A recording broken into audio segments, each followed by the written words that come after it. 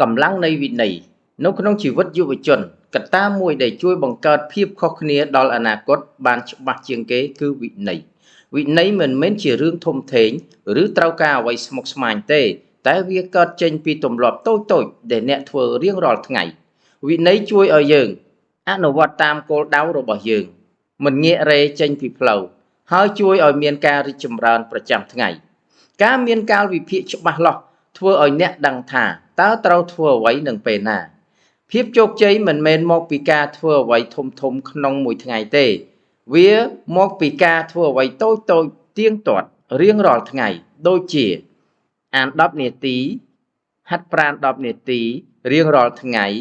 ឬរៀនជំនាញថ្មីមួយឬក៏បំពេញកិច្ចការមួយដែលអ្នកតែងតែពន្យាពេលចូលចាប់ផ្ដើមពីថ្ងៃនេះកុំរងចាំអារម្មណ៍ល្អមិនត្រូវរងចាំការលើកទឹកចិត្តពីអ្នកណាម្នាក់ទេវិន័យគឺជាធម៌ពលដែលជួយអ្នកឆ្ពោះទៅរកអនាគតដែលអ្នកប្រាថ្នាអ្នកណាមានវិន័យអនាគតរឹងមាំនិងមានជាប់ខ្លួនគេ